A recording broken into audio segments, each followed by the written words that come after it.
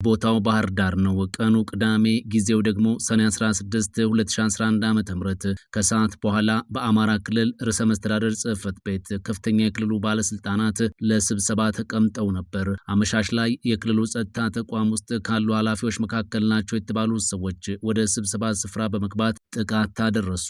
በጥቃቱም የክልሉ መስተዳደርን ጨምሮ ሌሎች ሰዎች ላይ ጉዳት ደረሰ። ይህንንም ተከትሎ በባህር ዳር ከተማ የተለያዩ ስፍራዎች የተኩስ ልውውጦች ተደረጉ። ምሽት 1 ሰዓት ሊሆን ሲል የጠቅላይ ሚኒስትሩ ፕሬስ ሴክሬታሪ አቶ ንጉሱ ጥላሁን በኢትዮጵያ ቴሌቪዥን ቀርበው በክልሉ አመራሮች ላይ የመፈንቅለ መንግስት ሙከራ መደረጉን ይፋ አደረጉ። በባህር ዳር ከተማና በዙሪያዋ የመከላከያ ሰራዊት አባላት ክስተቱን ለመቆጣጠር መሰማራታቸው ተነገረ። ከባድ የነበረው የተኩስ ልውውጥ ጋብ ያለ ቢሆንም ምሽቱን አልፎ አልፎ ተኩስ ይሰማ ነበር ተባለ። ምሽት ከ5 ሰዓት በኋላ የክልሉ ገዢ ፓርቲ አዴፓ በብርጋዴር ጀነራል አሳምነው ጽጌ የተመራ ክልላዊ የመፈንቅለ መንግስት ሙከራ መደረጉን ይፋ አደረገ። በዚያኑ ዕለት አዲስ አበባ ቅዳሜ ሰኔ 16 2011 ዓ.ም ምሽት 2 ሰዓት ከመሆኑ በፊት በማህበራዊ ሚዲያ ላይ የጦር ኃይሎች ኢታማዦር ሹሙ ላይ የግድያ ሙከራ መደረጉን የሚያመላክቱ መረጃዎች መውጣት ጀመሩ። በከተማዋ ውስጥም የተኩስ ድምፅ መሰማቱን ነዋሪዎች ገለጹ። የአሜሪካ ኤምባሲም ለሰራተኞቹ ጥንቃቄ እንዲያደርጉ ማሳሰቢያ ሰጠ። በአዲስ አበባ መግቢያና መውጫዎች እንዲሁም በከተማ ውስጥ የጸጥታ ኃይሎች ከሌላው ጊዜ በተለየ በስፋት ተሰማርተው ቁጥጥር ማድረግ ጀመሩ። በአዲስ አበባና በአካባቢዋ ሊካሄዱ የነበሩ የተለያዩ ህዝብን ያሳተፉ ዝግጅቶች እንደተሰረዙም የከተማ መስተዳድሩ አሳወቀ። ከእኩለ ሌሊት በኋላ ጠቅላይ ሚኒስትር አብይ አህመድ በወታደራዊ የደንብ ልብስ ቴሌቪዥን ላይ ቀርበው በአማራ ክልል የመፈንቅለ መንግስት ሙከራ መደረጉን እንዲሁም በጀነራል ሰዓረ ላይ ጥቃት መሰንዘሩን ለህዝብ አረጋገጡ። እሁድ ሰኔ 17 2011 ዓ.ም ጠዋት ጠቅላይ ኤታማዦር ሹሙና ጀነራል ገዛኢ ህይወታቸው ማለፉን አስመልክቶ የህወሓት ስራ አስፈጻሚ ኮሚቴ የተሰማውን ሐዘን መግለጹን ተናገረ። የአማራ ክልል መንግስትም በተፈጸመው ጥቃት ርዕሰ መስተዳደሩና አማካሪያቸው ሲገደሉ ሌሎች ባለስልጣናት መቁሰላቸውን አሳወቀ። የጠቅላይ ሚኒስትሩ ጽሕፈት ቤት በባህር ዳርና በአዲስ አበባ በተፈጸሙ ጥቃቶች 4 ከፍተኛ ባለስልጣናት እንደተገደሉ ይፋ ሆነ። ከጠቅላይ ሚኒስትሩ ጽሕፈት ቤት በተሰጠ መግለጫም 2 ጀነራሎች የተገደሉት በኢታማዦር ሹሙ ጠባቂ እንደሆነና ገዳዩም መያዙ ይፋ ሆነ። አቶ ላቃ አያሌው የተገደሉትን ዶክተር አምባቸው መኮንንን መንበር ተክተው ጊዜያዊ የአማራ ክልል ርዕሰ መስተዳድር መሆናቸው ተነገረ። የተለያዩ ክልሎችም የመፈንቅለ መንግስት ሙከራውንና ግድያውን በማውገዝ መግለጫቸውን አወጡ።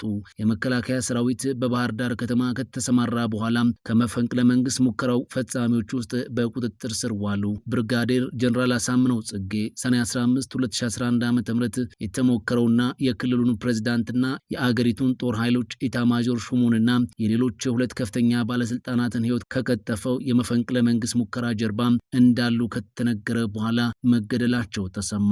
ይህ ኢትዮ ፕላስ ነው። ኢትዮ ፕላስን ሰብስክራይብ፣ ቪዲዮዎቹን ደግሞ ላይክ እና ሼር በማድረግ አብራችሁን እንድትቆዩ እንጋብዛችኋለን። በቆይታችንም ጥቂት ስለ ጀነራል አሳምነው ጽጌና ስለ ጀነራል ሰዓረ መኮንን የግል ህይወታቸውን እያነሳን አብረን እንቆያለን። በ2001 በተደረገ የመፈንቅለ መንግስት ሙከራ ተጠርጥረው ለ9 ዓመታት በሀገር ክህደት ወንጀል የዕድሜ ልክ ጽኑ እስራት የተፈረደባቸው ብርጋዴር ጀነራል አሳምነው ጽጌም በ2010 ዓ.ም የለውጡን መምጣት ተከትሎ ከእስር ተፈተው እንዲሁም ማዕረጋቸውም በጠቅላይ ሚኒስትሩ ተመልሶላቸው ወደ ክልሉ ከፍተኛ የአስተዳደር እርከን በአማራ ክልል የሰላምና ጸጥታ ቢሮ ኃላፊነት ተሹመው ሲያገለግሉ ቆይቷል። ብርጋዴር ጀነራል አሳምነው ጽጌም በወቅቱ በተደረገው የለውጡ የድጋፍ ሰልፍ ላይ ባደረጉት ንግግር ላይ ሙሴ እስራኤልን ነጻ ያወጣው በ40 ዓመቱ ነው፣ አብይ ኢትዮጵያን ነጻ ያወጣው በ40 ዓመቱ ነው ብለው ንግግር አድርገዋል። አክለውም የእስራኤልን ነጻነት የመራው ሙሴ ነው፣ የኢትዮጵያን ነጻነት የመራው ደግሞ አብይና ወንድሞቹ ናቸው ብለው ነበር። ብርጋዴር ጀነራል አሳምነው ጽጌ ተወልዶ ያደጉት ወሎ ላስታ ውስጥ ሲሆን የትጥቅ ትግሉን ከመቀላቀላቸው በፊት በደሴ ከተማ በሚገኘው የመምህራን ኮሌጅ ውስጥ መምህር ሆነው ሰርተዋል። ወታደራዊውን አገዛዝ በመቃወም የወቅቱን ኢህዴን በኋላ በአዴን የተባለውን የአማራ ድርጅትን የተቀላቀሉት አሳምነው ደርግ ከስልጣን ከተባረረ በኋላ በትውልድ አካባቢያቸው አስተዳዳሪ ሆነው ተሾመው ነበር።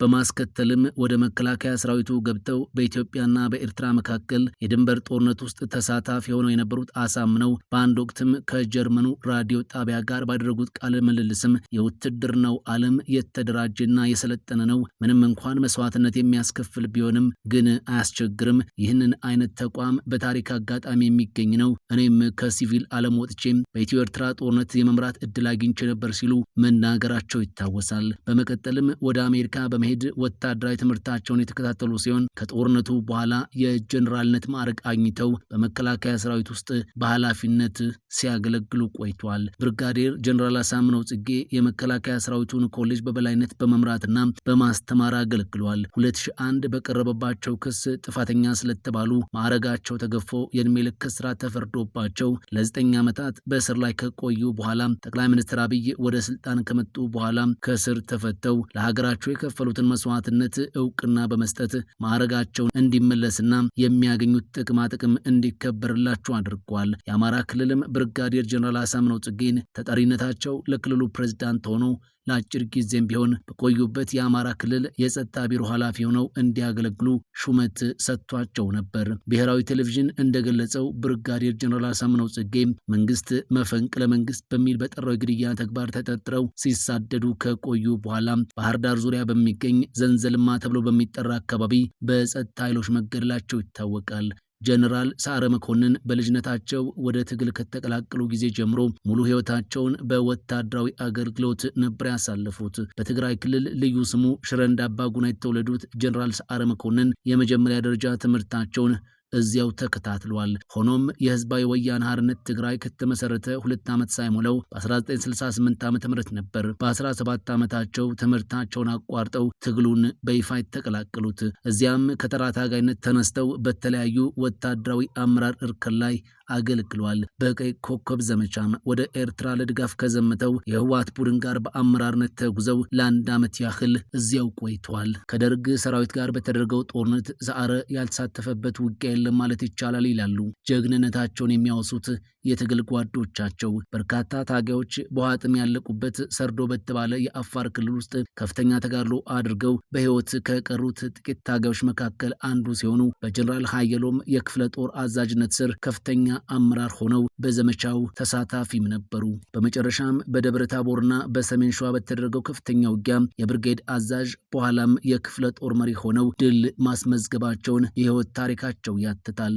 ከደርግ ውድቀት በኋላ በተለይም በምስራቅ ኢትዮጵያ ከፍተኛ ወታደራዊ አዛዥ ሆነው የሰሩ ሲሆን በኢትዮ ኤርትራ የድንበር ጦርነት ወቅት የቡሬ ግንባርን በመምራት የኢትዮጵያ ሰራዊት ከፍተኛ ድል እንዲቀዳጅ ካደረጉ የጦር አዛዦች መካከል ተጠቃሽ መሆናቸው ይነገራል። ከጦርነቱ በኋላ በ2004 የሀገር መከላከያ ሰራዊት እንደ አዲስ ሲደራጅ የሀገሪቱ ጦር ሰራዊት በሁለት ተከፍሎ ሲዋቀር የአንዱን እዝ አዛዥ ሆነው ከፍተኛ አመራር ሰጥቷል። ቀጥሎም አደረጃጀቱ ተሻሽሎ በ4 እዞች ሲዋቀር በተለይም የኢትዮ ኤርትራ ድንበር አካባቢ ተሰማርቶ የነበረው የሰሜን እዝ ዋና አዛዥ ሆነው ረዘም ላለ ጊዜ መርተውታል። በአንድ ወቅት ግን ባልታወቀ ምክንያት ከዚሁ ኃላፊነታቸው ተነስተው የስልጠና ዋና መምሪያ ከፍተኛ ኃላፊ ሆነው ሲሰሩም ነበር። ጠቅላይ ሚኒስትር አብይ አህመድ ወደ ስልጣን ከመጡ በኋላ የመከላከያ ሰራዊቱ መልሶ ሲዋቀር በርካታ የህወሓት ነባር ታጋዮች ከኃላፊነታቸው ሲነሱ፣ ጀነራል ሰዓረ መኮንን ግን የቀድሞውን ኢታማጆር ሹም ጀነራል ሳሞራ የኑስን ተክተው ህይወታቸው እስካለፈበት ቀን ድረስ